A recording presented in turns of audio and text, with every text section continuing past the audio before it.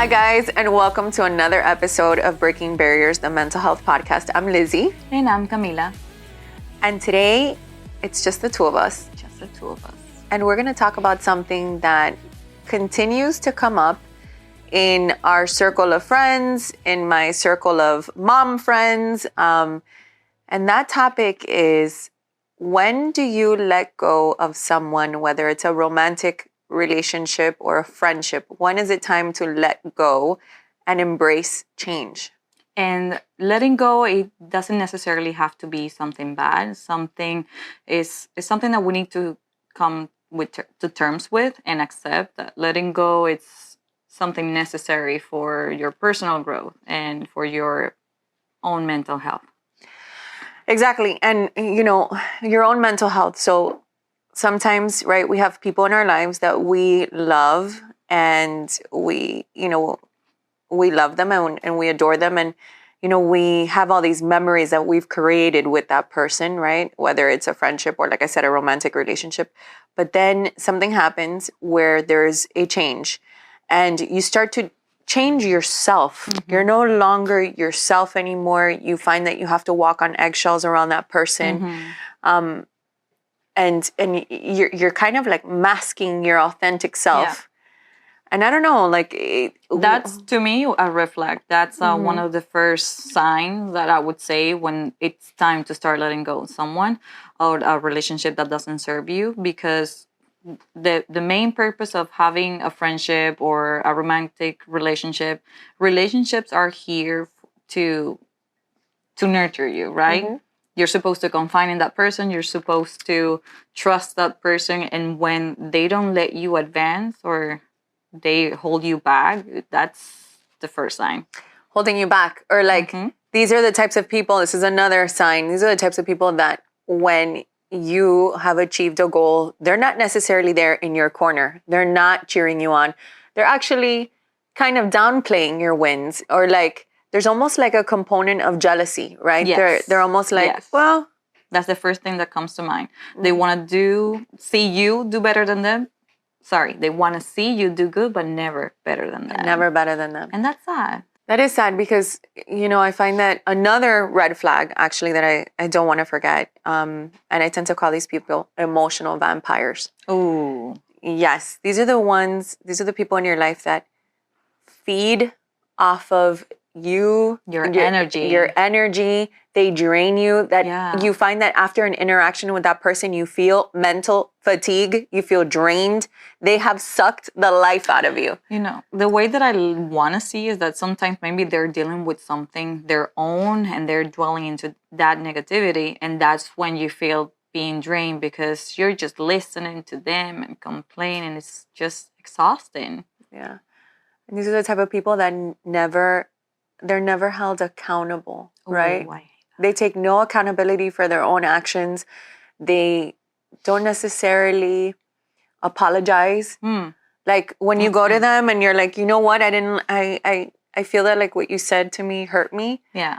But they're like, don't take it. Why do you have to take it like that? Or they don't give value to your thoughts or whatever you're feeling. Your emotions. So I hope that by this time on the episode, our listeners already have that person in mind that they can say, oh, I know who. And to me personally, I have become very good at identifying those people now.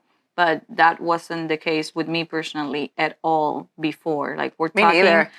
I started to setting my boundaries real quick. You're so good at that. You're so much better at that than I am. Yes. Definitely, you are really good at setting boundaries. And I've learned that from you, mm-hmm. you know, that it is healthy to set boundaries and keep people sometimes at an arm's distance, you know. You don't always have to say yes. You don't always have to say no just to, you know, to better someone's situation. Mm-hmm. But what about you? You need to set those boundaries, especially when you're a mom, where you're dealing with your own situations. Yeah. You also need help sometimes. So it is okay to set the boundaries. You have to. And prioritize yourself. Mm-hmm. And I think that that's so key, right? When we are letting go of a relationship, whether it's, like I said, or like we said, a romantic relationship or a friendship, you know, you have to grieve that relationship. Wow. Grieve Yeah. it because it's in a sense it's right, it's over. Yeah. But then prioritize yourself Yeah. and do things for yourself. How you're Yeah. gonna. I love that you say about grieving, because for me, when any relationship that I've ended or that has ended in my life, I do see it as a loss, like It hurts. like as bad as someone passing away. Because when you, at least when I say hasta aquí, Es hasta aquí. es Y ya hasta no aquí. más. No And, más. and with it, I understand that it comes, okay, not talking to this person, setting the boundary, whether that includes blocking, but you also have to say goodbye to everything from that person. If it's a past relationship, you have to say goodbye to their family. If it's a friendship, you have to say goodbye to their families too, because with friendship, you become part of the family. So to me, that's why before getting to that stage, I rather, okay, this is happening. I try to fix it. I try talking. The person doesn't learn. I set my boundary. Yeah, sorry. Yeah. And I like how you said, you try to fix it and you have to ask yourself, is this relationship worth fighting for? And is it still bringing value to my life? And if not, then at that point you say, okay, I have to prioritize myself, my own emotions, my own feelings, my mental health and well-being, and move forward, move in the direction that you want to take your life. And how do you do that when it's a coworker, but it's also a friend? How do you separate one or the other? I find that when you start to prioritize yourself and you have that growth mindset and you start to really put yourself first, people that have been these emotional vampires, they don't like this new person. Right. They want to keep that because that's who they're comfortable with, that old friend, right? And so they almost start to distance themselves because they can't relate to this new version of you. Right. And they want to just, I don't know. It's I know what you're saying. To me, the way I see it, there's two type of people. That's how you know which one is the toxic one, which one is the good one. As you move in life, there's people are going to celebrate you and they want to see you thrive. That it doesn't matter if you don't text or talk on a daily basis. When you reconnect, it's my God, it's like no time has passed. And they're genuinely happy for you. And you can tell. So that's another sign when you know who's genuine and who is not. Something that I don't want to forget to mention because it has helped me in my own life, my own personal experience when I had a friendship that meant a lot to me, but unfortunately our lives were going in different directions. I forgave her. I forgave her for not necessarily being there for me in one of the hardest times of my life. Which is what helped me to see that maybe the friendship wasn't what I thought it was or what I would have wanted it to be. But I had to forgive her for myself in order to move on. Like, I remember there was a time where I said, you know what, this friendship is over, but I forgive her for, not giving me what I needed when I was in a really dark time in my life. And that's it. I think that that's what really helped me move forward. That's great. That's great. I wish I could be as forgiving. It's not that I don't forgive, it's that I don't forget. Part of my boundary is if you did me wrong and you don't accept that you did wrong, I'm sorry. I'm not going to forgive. If you do show some sort of sign of remorse, okay, and you come to me, we talk it out, you can understand that, I appreciate you coming. Which is something that you just went through recently. Yes, I did. So to give you a little bit of a backstory, okay, on a side note, I have good and bad memory. I have selective memory. So sometimes either the good things and the bad things that happen to me, I forget, not because I intend to, but because once it happened, I try to move on. And I guess it's a self-defense mechanism. I don't know, but in order for me to move on, se me olvida. So recently I did have a situation where someone that was close to me created a situation completely wrong towards my character, towards me. And, this person took an entire week to say sorry. But that was fine. It didn't took me. It didn't stop me from sleeping good at night. I didn't do anything. I didn't retaliate. I just set my boundary since the moment that it happened, the incident. And my incident was, okay, this is whatever is happening. It's not true. I'm not okay with it. So I'm just going to pull back. That's how I react. So I did that. That person tried multiple times. I said, you know where I stand. Nothing's going to change unless, you come forward and we have a conversation about it. So this person did. And I appreciated the honesty. And if there's something that I'm good at too, is I'm able to tell when someone is lying or not. Or I will... When they're being fake. Yes. Or when they're not being genuine. And, I understood. I said, thank you for letting me know. We're good. Everything is okay. But my boundary is still there. You have proven to me the kind of person that you are, which is okay. I understand that you're dealing through your own things, and that's okay. But I'm not a punchback. If it's something that I have, one of my boundaries that I am not going to accept other people's behaviors because they're going through something. To me, that's not acceptable because everybody's dealing through something. Everybody's going through their own internal struggle. Yes. And like I said, I'm a very understanding person. I understood. I said, if you need someone to talk to, I'm here, but our relationship is not going to be the same moving forward. And you set those clear boundaries. Absolutely. And I'm still going to be polite and respectful, but it's just I'm not going to open my life for you anymore. But what I'm hearing is you set the boundaries, but in addition to that, you forgave her, which let go of, you're not carrying the stress of it. You're not carrying the anxiety of it, so in your way, you forgave her and now you've set your boundaries. And I think that is so important in order for you to move forward. That's the only thing that helps me. Again, I like to sleep good at night. I don't do wrong by other people. I can only control what I do. And if I know that what I'm doing is the right thing and I'm not hurting anybody, I'm okay. I'll be okay. So that being said, I want to circle back, right? How do we know, when those red flags that we spoke about, right? When you start to see those red flags, and think about your own life right now. Think about your mom, a sibling, a neighbor, a coworker, a romantic relationship, a boyfriend, girlfriend, whatever, a husband, wife, that is kind of presenting these different red flags.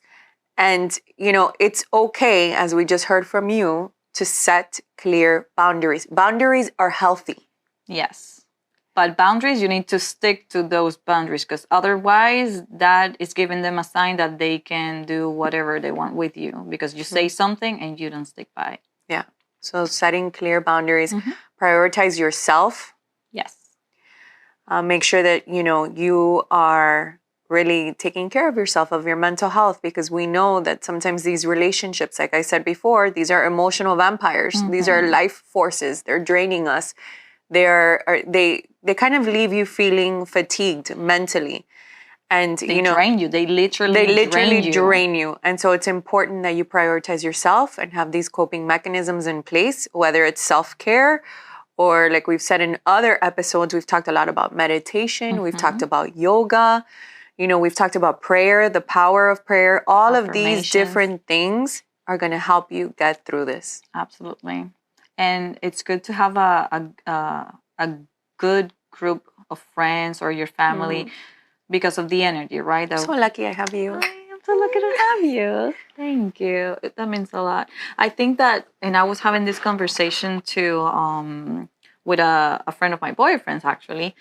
I don't know why that day I was inspired. I gave him full-blown therapy and it all came down to be surrounded by the right people. Because it is okay in life. You're going to grow. You're supposed to grow. You're not supposed to stay being the same person forever. Okay? You just need to have that understanding that as you change, you grow with your relationship, with your partner. You're supposed to grow together. You have your own journey. He has his own journey, but you're growing together. And when people grow apart because they're different stages in their lives, some people start having kids, others are not ready for kids, others are focusing on their career.